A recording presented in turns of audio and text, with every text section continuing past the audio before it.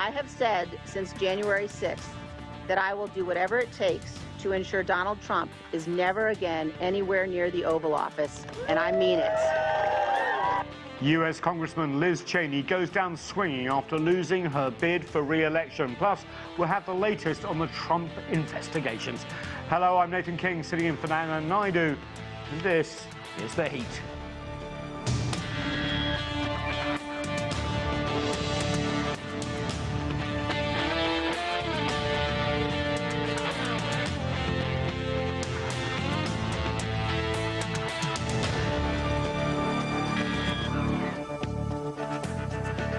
Hello again. 8 out of the 10 Republicans in the House of Representatives who voted to impeach Donald Trump will not be returning to Congress next year.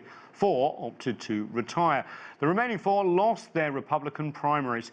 The latest was Liz Cheney, a fierce critic of the former president who has played a prominent role as vice chairman of the Congressional investigation of the January 6th assault on the Capitol.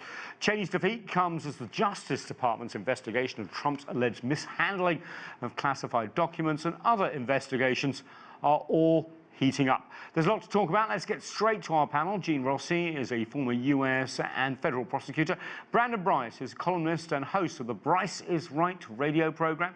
Also with us is Joel Rubin. He served as a US Deputy Assistant Secretary of State in the Obama administration. And Adolfo Franco is an attorney and Republican strategist.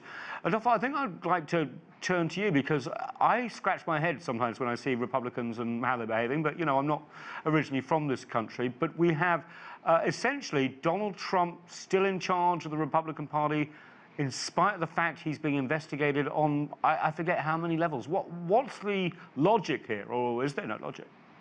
Well, the logic is there have been witch hunts, and that's what the majority of Republicans, and I think actually Americans, believe. The so-called Russia collusion, well, they are witch hunts. They're political impeachments, and a lot. Just the fact of the matter is, the president's probably more popular today, and we'll get to the Mar-a-Lago situation, I think, later in the program, than he ever has.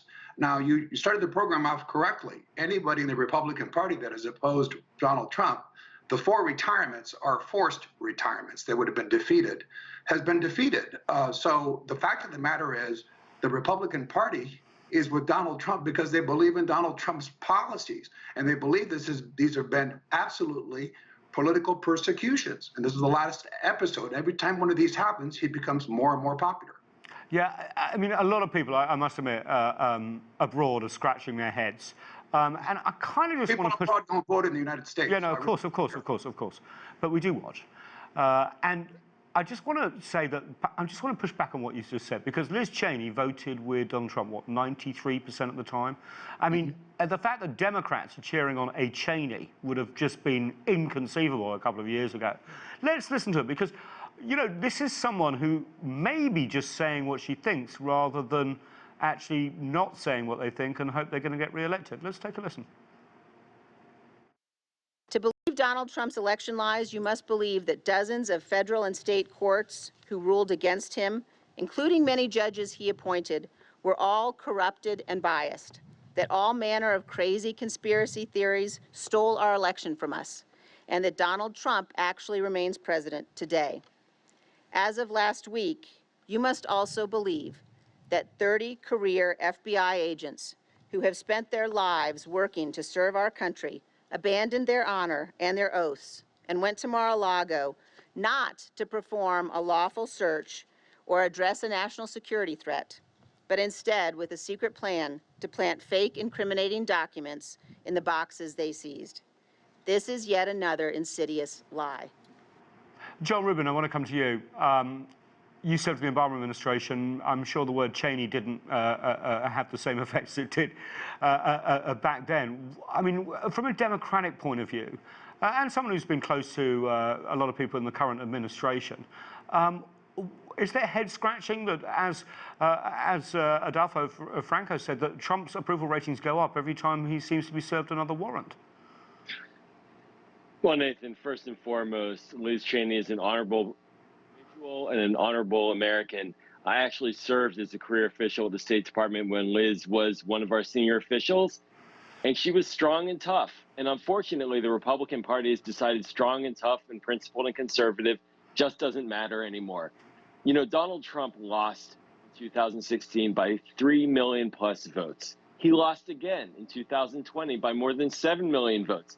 This myth that somehow he's getting more popular is completely counterfactual. He's getting less popular nationally, but within the Republican Party, yes, he's getting more popular. So there we have it. In these primaries, he is running over quality candidates like Liz Cheney, and it's deeply disconcerting to those of us in the middle, in the United States, who don't want our country to become a den of conspiracy theories, lies, and misinformation. But that's what Donald Trump is offering America right now, and it's very troubling. Thanks. June Rossi, I want to bring you in here. I mean, from a legal perspective, I mean, obviously, we've seen the primaries and the political fight. I mean, Trump never stops doing that, and let's face it, it's Washington politics 2022. But, I mean, how much trouble is he in legally? Because, obviously, this could have real implications for the party and his potential run for president in 2024.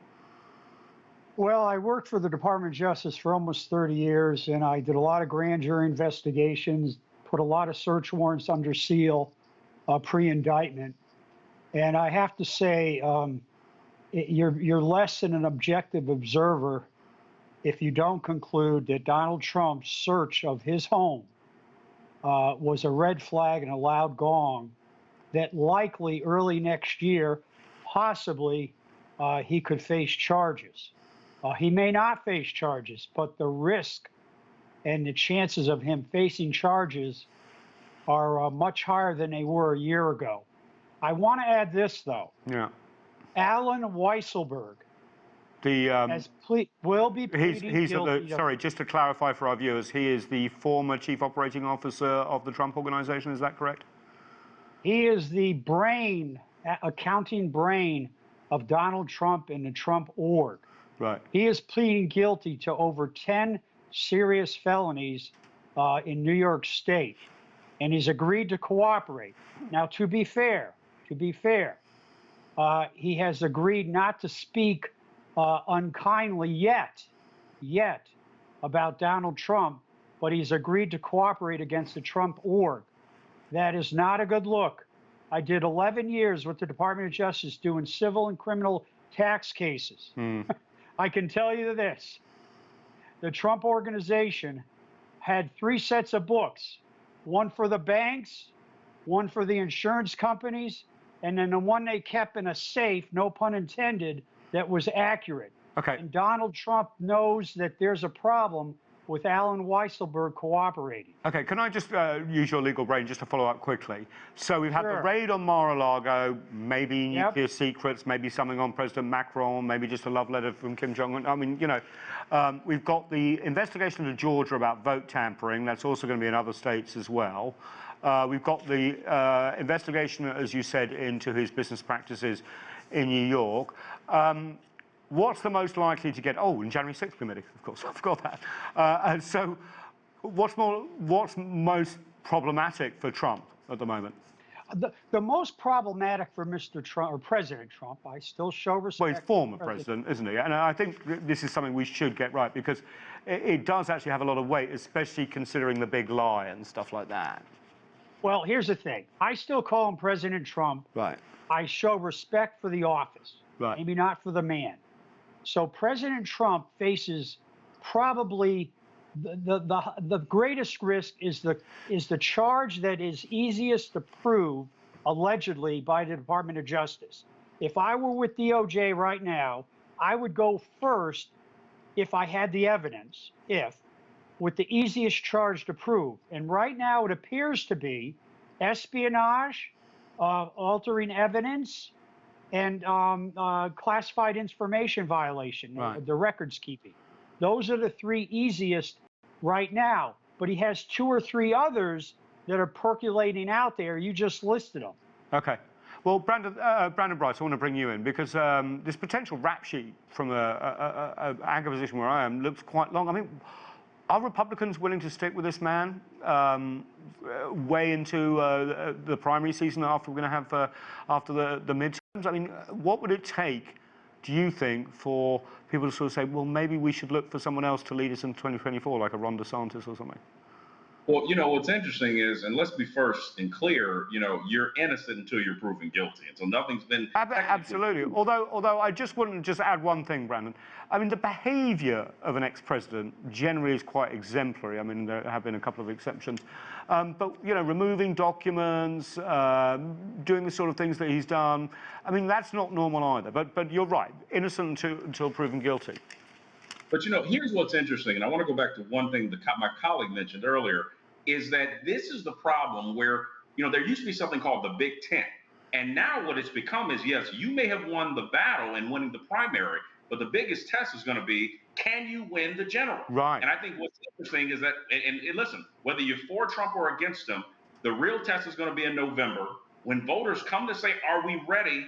And the advantage is, some may say, they're tired of the Biden policies.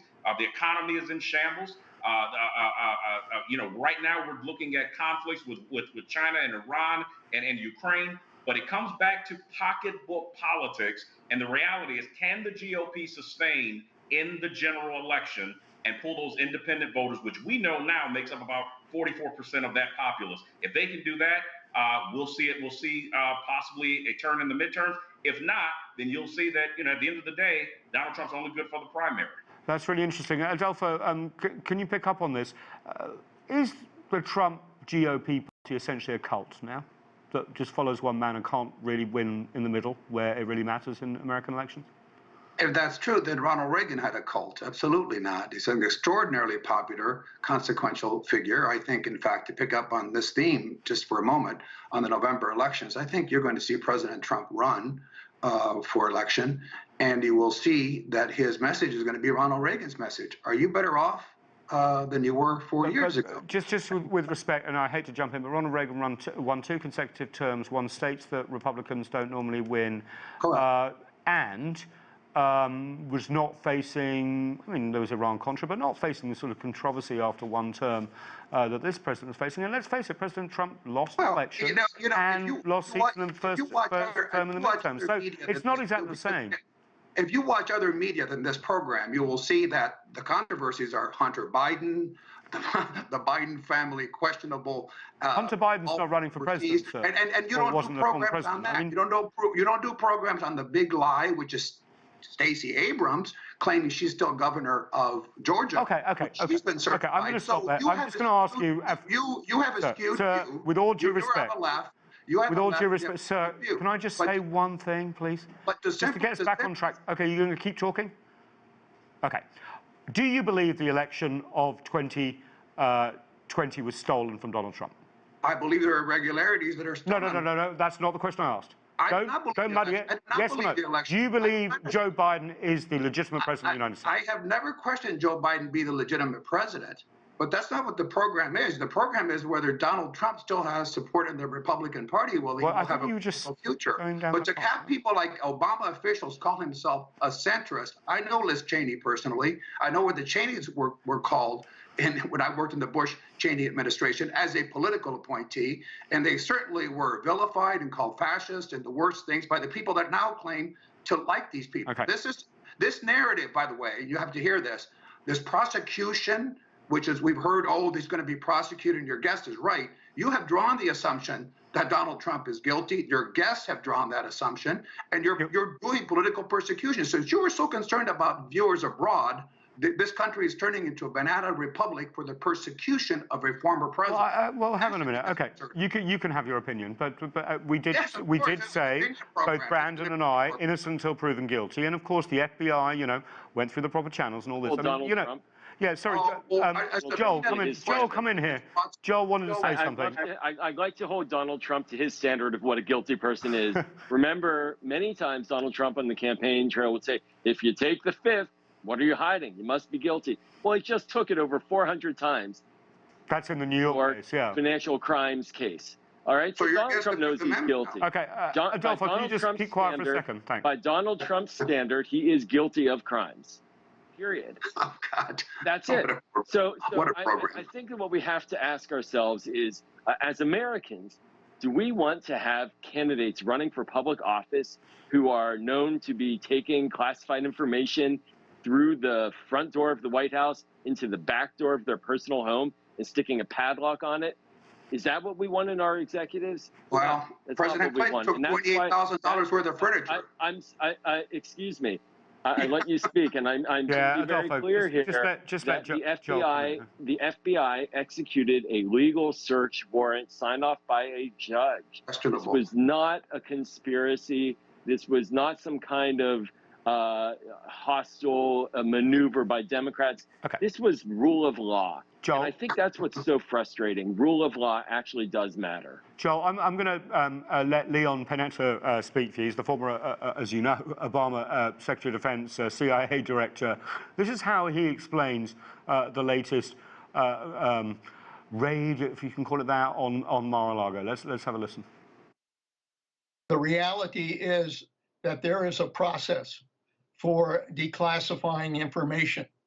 And if presidents want to declassify, they have to follow that process, which basically requires that it be referred to the agencies that are responsible for classifying that material. They have something to say as to whether or not that material should be declassified.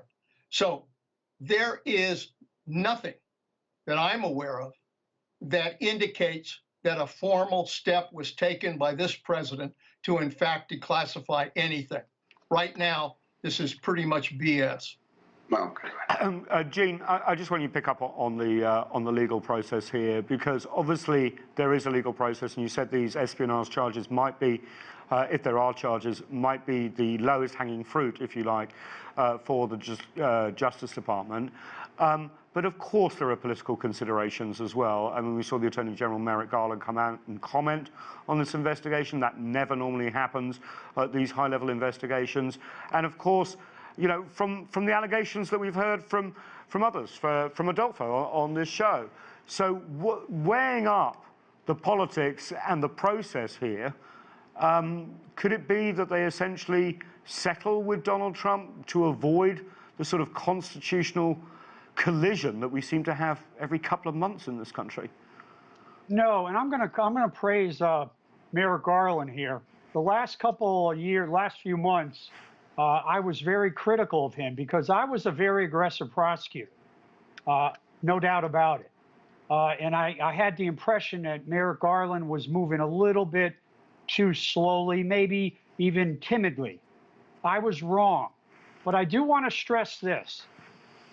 The Mueller report, whatever you think of it, especially Chapter 1, which was the Russian collusion alleged. Chapter 2 had about 10 overt acts that many prosecutors, Republicans especially, Don Iyer, felt that 4 of those 10 overt acts in Chapter 2 of the Mueller report should have been charged after President Trump left office. What did Merrick Garland do? Yeah. What did Merrick Garland do? He didn't charge him. He let him go. I disagree with that, but he's the Attorney General, I'm not. That shows he's not acting politically. He could have, but he didn't. The Stormy Daniels investigation, the statute of limitations expired in August of this year. He didn't charge that. However, when it came to espionage and top secret SCI documents that were taken improperly, allegedly, intelligence, yeah. He went after that with the search warrant, and I applaud him for that. Okay. I just want to sort of widen this out because it's very important to look at the law, and everyone is innocent until proven guilty. I just want to say that again and again and again because I don't want to be charged with taking sides on this one. But Brandon, I want to widen it out to the political risk here, because obviously these midterms are very important. Control of both houses are up for control. Recent opinion polling looking like the Senate may actually be held by the Democrats, the House much less likely. But if you look at the candidates, the sort of Trump candidates in some of these Senate races, for example, they seem to be losing. And my question is Trump actually worse for the Republican Party? It may get out a base of 25 to 30% of the country. But when it comes to his candidates, they are too divisive for the general? Well, here's the first thing. The fact that we're still talking about former President Trump and not current President Biden tells you the state that, unfortunately, most Americans are not happy with the direction the country's going. So what's happening is, as any showman, Donald Trump, whether you like the guy or not, he's instigating that to say, hey, were you better off under me than you are under this current president? And unfortunately, if you look at the numbers, even though let's go back to COVID, most Americans were better off 4 years ago. Now the question is, when you're looking at the candidates, Republicans most likely are going to end up taking the House. The Senate will probably stay. But here's a bigger issue, is now the question is, even Democrats are asking, do they want the current president, to run for re-election based on the job that's been done?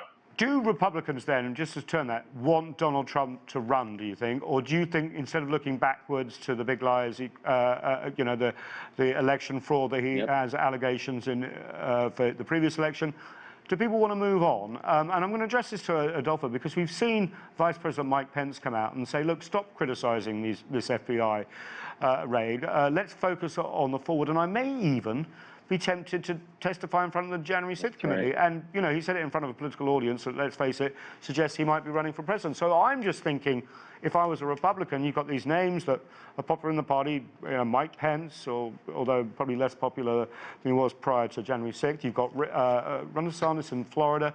You have some very other interesting candidates as well. Is it time to dump Trump?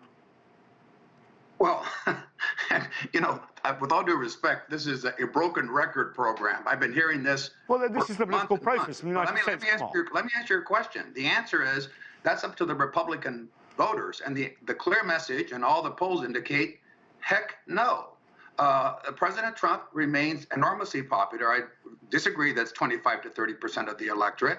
I don't think the Senate is a foregone conclusion. I think many Trump-supported candidates will win in November, and I think the Senate will be in Republicans' hands as well as will be the House. That will be a referendum not only on the Biden failures of the last 2 years, but largely on President Trump, because they are largely, I think he's 82 or 83% of the candidates he has endorsed have won the primaries, and many of the other ones that didn't really have never picked a fight with him. Liz Cheney, yes, but just to stop your narrative for a second, because I see where you're going. J.D. Vance is probably going to lose in Ohio. We've got Dr. Oz bombing. Well, where do you get that? Well, I mean, I just look at the polls, and I look at the polls. Happen to have some friends in Pennsylvania, family. So everyone's in this, and they shouldn't be this weak. What I'm saying is, and I'm just going to rephrase the question. Are the candidates that are picked by Trump or backed by Trump that end up winning actually a problem for you as a Republican in the general election, considering where the country is? I don't believe so, for this reason. I don't believe if the candidates that President Trump had not supported had been the Republican nominees, it would have energized the Trump base, which is the Republican Party. Okay.